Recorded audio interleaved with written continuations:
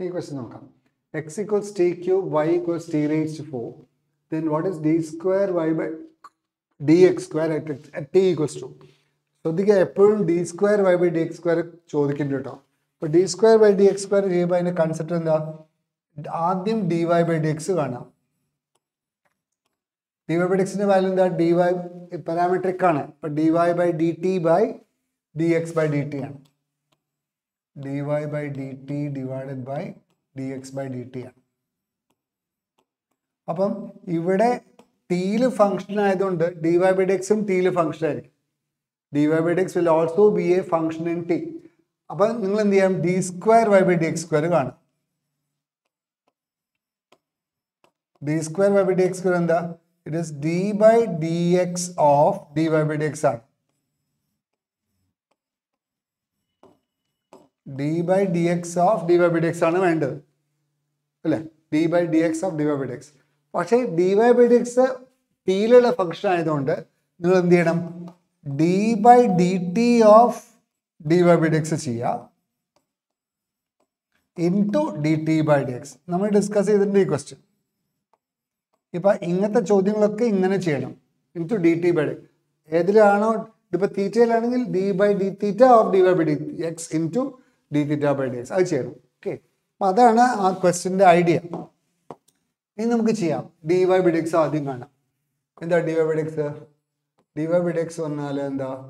D Y by D T divided by D X by D T divided by D X by D T അല്ലേ? D Y by D T by D X by D T അല്ലേ? അപ്പോൾ what is D Y? എക്സിൻ്റെ value അറിയാം. എക്സിൻ്റെ value എന്താ? T cube ആണ്. അപ്പോൾ d X by D t എന്താ? D X by D t will be 3t square. അതൊരു കഥ. ഇനി വൈയുടെ വാല്യൂ ടി റേസ്ഡ് 4 ആണ്. അപ്പം d Y by D t എന്തായിരിക്കും? D Y by D t will be 4t cube. 4t cube ആയിരിക്കും. അപ്പം d Y by D t പറഞ്ഞാൽ 4t ക്യൂബ് ആണ്. D X by D t പറഞ്ഞാൽ 3t square ആണ്. അതുകൊണ്ട് വെട്ടിക്കളഞ്ഞാൽ എന്ത് കിട്ടും? 4/3t എന്ന് വരും. 4/3t വരും. അപ്പോൾ D Y by D x കിട്ടി. ഡി വൈ ബൈ ഡി എക്സിന്റെ വാല്യൂ 4/3t ആണ്. അപ്പോൾ you got the value of D Y by D x as 4/3t. ഇനി d square Y by D X square ആണ് കാണുന്നത്. D square by D X square actually d by D X of D Y by D X ആണ്. അപ്പോൾ അത് നമ്മൾ എന്ത് ചെയ്യണം? D square Y by D X square കാണുമ്പം എന്ത് ചെയ്യണം? ആദ്യം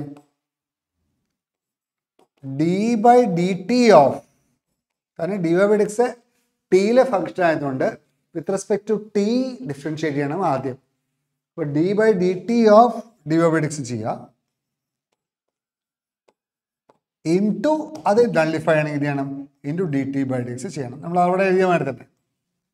അപ്പം ഇത് with respect to t differentiate ചെയ്യുക. അപ്പം അത് 4/3 ആണ് അല്ലേ? 4/3t with respect to T ചെയ്യുമ്പോൾ 4/3t. 4/3 into 1 that is 4/3 into D T by D X.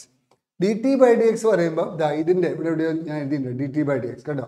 ഇത് റെസിപ്രോക്കൽ ചെയ്താൽ മതി. D X by D t 3t square അല്ലേ? അത് റെസിപ്രോക്കൽ ചെയ്താൽ മതി. It 1/3t square. അപ്പം ഇതാണ് ഉത്തരം. 4/, അപ്പം ഇതാണ് ഉത്തരം. ഓ, ഇതെല്ലാം ചോദിച്ചു അല്ലേ? ദിസ് ഇസ് ഈക്വൽ ടു എന്താ കിട്ടുക? 4/9t സ്ക്വയർ വരും. ഇനി എന്താ ചോദ്യം?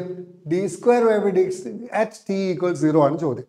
അപ്പം therefore d square y by dx square at t is equal to 2 എന്ന് പറയുമ്പം ഇവിടെ t equals 2 കൊടുക്കാം. എന്താ കിട്ടുക? 4/9 ഇൻറ്റു 2 സ്ക്വയർ ചെയ്യാം. അപ്പം ഈ 4ഉം വെട്ടിപ്പോവും. Answer will be 1/9. ബി ആണ് ആൻസർ. അപ്പം d square Y by D X square എങ്ങനെയാണ് ചെയ്യുക എന്നുള്ളത് മനസ്സിലായല്ലോ. അപ്പോൾ ഇങ്ങനത്തെ ചോദ്യങ്ങൾ ധാരാളം ചോദിക്കും. അതുകൊണ്ട് അത് പഠിക്കണം, നിർബന്ധമായിട്ട് പഠിക്കണം കേട്ടോ. ആദ്യം D Y by D x കാണുക. എന്നിട്ട് വിത്ത് റെസ്പെക്ട് ടു തീറ്റ ആവാം, ഇത് ക്വസ്റ്റ്യൻ തീറ്റയിലാവാം. D Y by D x കാണുക. എന്നിട്ട് d Y by D x എങ്ങനെയാണ് കാണുക? D Y by D theta divided by D X by D theta parametric coordinate. അപ്പോൾ ഈ രണ്ട് ഫോർമുലാസ് നിങ്ങൾ പഠിക്കാം. It's very very important. ഇതെന്തായാലും ചോദിക്കുന്ന ഒരു ഏരിയ ആണ്. അപ്പോൾ എന്തായാലും നിങ്ങൾ CUT കുട്ടികൾ എന്തായാലും ഇത് പഠിച്ച് പോകണം നിർബന്ധമായിട്ടും. എന്തോ ഒരു ക്വസ്റ്റ്യൻ വരെ ഉറപ്പാണ്. ഇനി അടുത്തത് സാധാരണ കണ്ടിന്യൂറ്റിയുടെ ഒരു ക്വസ്റ്റ്യൻ ആണ്. എപ്പോഴാണ് ഒരു ഫംഗ്ഷൻ കണ്ടിന്യൂസ് പറയാം? നമ്മൾ കുറച്ച് മുമ്പ് ചെയ്തിട്ടുണ്ടായിരുന്നു ഒരു ക്വസ്റ്റ്യൻ ഇതേപോലെ. എപ്പോഴാണ് ഒരു ഫംഗ്ഷൻ കണ്ടിന്യൂസ് ആണെന്ന് പറയാം? ലെഫ്റ്റ് ലിമിറ്റും റൈറ്റ് ലിമിറ്റും ഈക്വൽ ആണ്. റൈറ്റ് ലിമിറ്റും ലെഫ്റ്റ് ലിമിറ്റും ഈക്വൽ ആണ്. അത് ഫംഗ്ഷൻ്റെ വാല്യൂവിനോട്, ആ പോയിന്റിലുള്ള ഫംഗ്ഷൻ്റെ വാല്യൂവിനോട് സെയിം ആണ്. അപ്പോൾ ഇവിടെ ഡിഫൈൻ ചെയ്തത് -1ൻ്റെയും 1ൻ്റെ ഇടയിലാണ്. അപ്പോൾ 0യിലാണ് ജോയിൻറ്റ്. അപ്പോൾ 0യിൽ മാത്രം ചെക്ക് ചെയ്താൽ മതി. 0യിൽ ലെഫ്റ്റ് ലിമിറ്റും റൈറ്റ് ലിമിറ്റും ഈക്വൽ ആണ്. കണ്ടിന്യൂസ് ആണ് തന്നിട്ടുണ്ട് -1 1. അപ്പോൾ പിയുടെ വാല്യൂ എന്താണെന്ന ചോദ്യം. അപ്പോൾ what is right limit? RHL എന്താ? RHLും LHLും സെയിം ആണ്. RHL എന്ന് പറഞ്ഞാൽ റൈറ്റ് ഹാൻഡ് ലിമിറ്റ്, LHL എന്ന് പറഞ്ഞാൽ ലെഫ്റ്റ് ഹാൻഡ് ലിമിറ്റ്. അപ്പോൾ RHL നോക്കാം. What is RHL? RHL right hand limit നോക്കൂ. 0ൻ്റെ റൈറ്റിൽ ഇതാണ് ഫംഗ്ഷൻ. അപ്പോൾ RHL അതിൽ കൊടുത്താൽ മതി. അപ്പോൾ ലിമിറ്റ് ഓഫ് എന്തിലൊക്കെ പോകുന്നത്? x 0യിലേക്ക് ടെൻഡ് ചെയ്യണം. അപ്പോൾ x 0യിലേക്ക് ടെൻഡ് ചെയ്യുക. 0യിൽ നോക്കിയാൽ മതി അല്ലേ? 0യിൽ ഇപ്പുറത്തേക്ക് വരിക. അപ്പോൾ 0യിൽ നോക്കിയാൽ മതി. 2x + 1 divided by x + 2 x - 2. ഇവിടെ 0യിൽ കൊടുക്കുമ്പോൾ ഒരു പ്രശ്നമില്ല. ഇതാണ് -1/2 ആണ്. RHL -1/2 ആണ്. ഓക്കെ. ഇനി വാട്ട് ഈസ് LHL? LHL എടുക്കാം. LHL എന്താ? LHL എന്ന് പറയുന്നത് ലിമിറ്റ് ഓഫ് x → 0 ഇതാണ് √1 + px minus √1 - px divided by x. ഇത് ശരിക്കും ഡിഫറൻഷ്യേറ്റ് ചെയ്താൽ മതി. എല്ലാ ഓപ്പറേറ്ററിൽ ചെയ്താൽ മതി. മുകളിലും താഴെയും ഡിഫറൻഷ്യേറ്റ് ചെയ്താൽ മതി. എല്ലാ ഓപ്പറേറ്ററിൽ ഞാൻ 3 വഴിക്ക് ചെയ്യാം. ഇത് എല്ലാ ഓപ്പറേറ്ററിലും ചെയ്താൽ മതി. മുകളിലും താഴെയും ഡിഫറൻഷ്യേറ്റ് ചെയ്യുക. എക്സിന് പകരം 0 കൊടുക്കുക. കാരണം 0 കൊടുക്കുമ്പോൾ 0/0 ഫോമാണ്. അപ്പോൾ എല്ലാ ഓപ്പറേറ്റർ LH റൂൾ ഉപയോഗിച്ചാൽ മതി. LH റൂൾ ഇതൊരു വഴിയാണ്. LH റൂൾ പഠിച്ചാൽ മതി കേട്ടോ. വേറെ പ്രശ്നമൊന്നുമില്ല.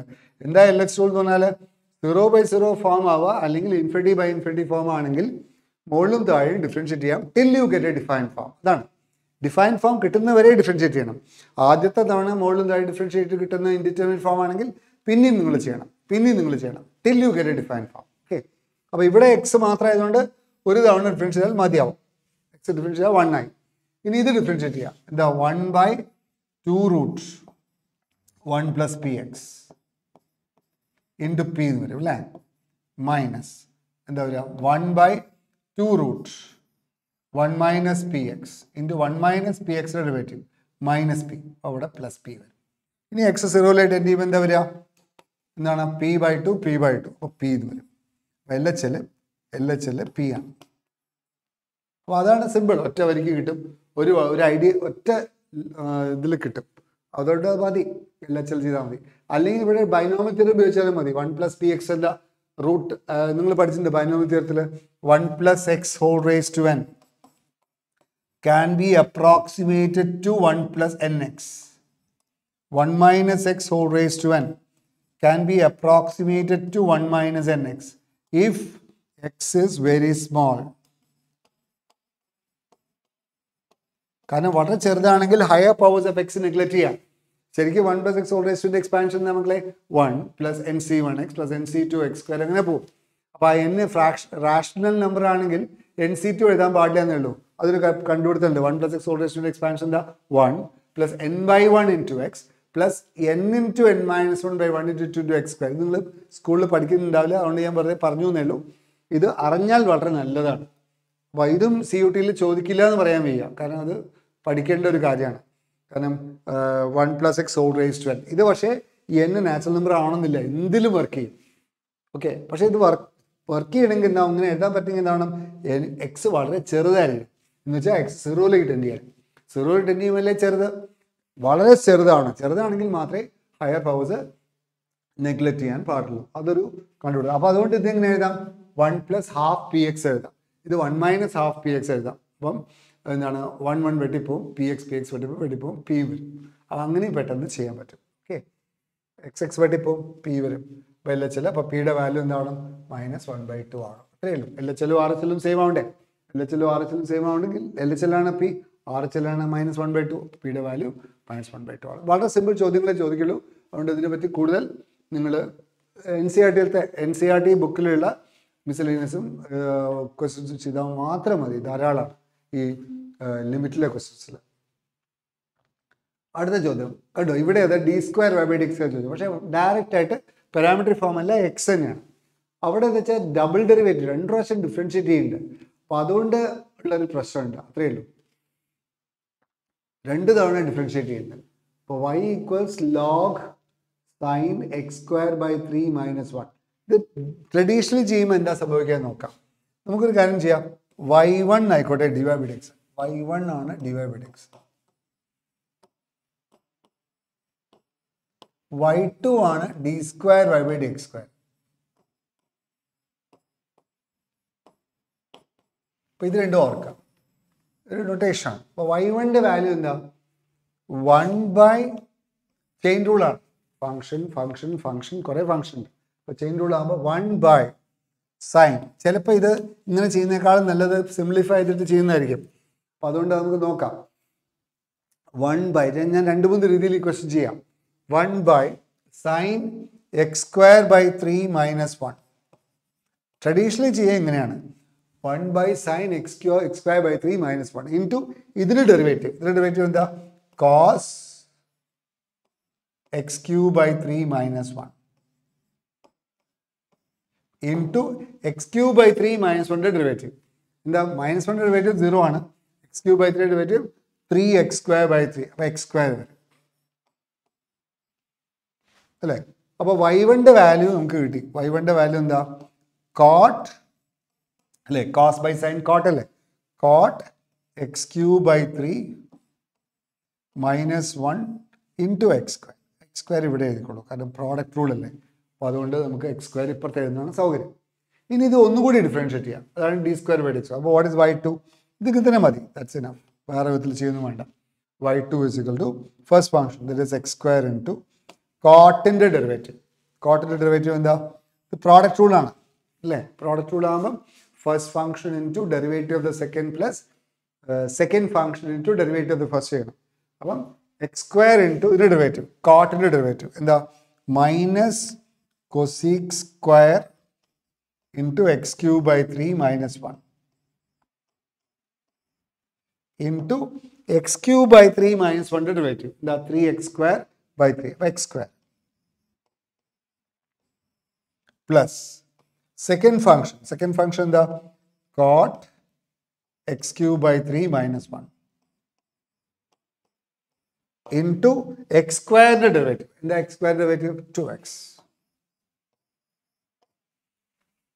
ഓക്കെ, അതാണ് ഉത്തരം. അപ്പോൾ അത് സിംപ്ലിഫൈ ചെയ്താൽ എന്താ കിട്ടുക വെച്ചാൽ അത് അതാണ് y2 ചോദിച്ചത്. y2 പറഞ്ഞാൽ ഡിവൈഡ്, അപ്പം മൾട്ടിപ്ലൈ ചെയ്യുമ്പോൾ x⁴ വരും. x⁴ ഉള്ള ഏതെങ്കിലും ഉണ്ടോ അവിടെ? x⁴ ഇല്ലല്ലോ. cosec² ഉണ്ട്, cosec² x³/3 ഉണ്ട്, പിന്നെ 4 ഇല്ലല്ലോ മക്കളെ. x² into 3x²/2. Okay, cot ആകുമ്പോൾ cosec² അല്ലേ വരിക.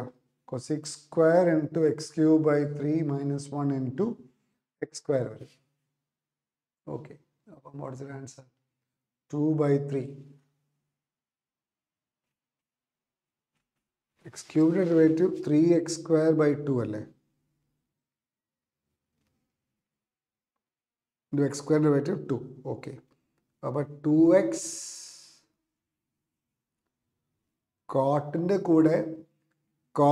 കൂടെ പ്ലസ് കോട്ടാണ് ഇവിടെ കിട്ടുന്നത്. അപ്പോൾ പ്ലസ് കോട്ട് ഉള്ളത് ഇതാ, മൈനസ് കോട്ട് തെറ്റാണ്, ഇവിടെ തെറ്റാണ്, ഇവിടെ മൈനസ് കോട്ട് തെറ്റാണ്. അപ്പോൾ പ്ലസ് കോട്ട് വരുന്ന ബിയും ഡിയും മാത്രമാണ്. അപ്പോൾ ബിൻ്റെയും കൂടെ 2/3 കോട്ട് ഉണ്ട്. അപ്പോൾ 2/3 കോട്ട് വരാൻ പാടില്ലല്ലോ. 2/3 കോട്ട് വരാൻ പാടില്ലല്ലോ. 2/3 കോട്ട് വരാൻ പാടില്ല. ഓ, x³ അല്ല, ഞാൻ x²/3 എഴുതിയത്. ഓക്കെ. ഈ ചോദ്യം ഒന്ന് കട്ട് ചെയ്യണം, എന്നിട്ട് രണ്ടാമത് എഴുതണം കേട്ടോ. ഈ ചോദ്യം ഞാൻ ചെയ്തപ്പോൾ തെറ്റിപ്പോയി. അപ്പോൾ ഈ ചോദ്യം കട്ട് ചെയ്യണം, രണ്ടാമത് ചെയ്യണം. ശ്രദ്ധിക്കണേ, രണ്ടാമത് ചെയ്യണം.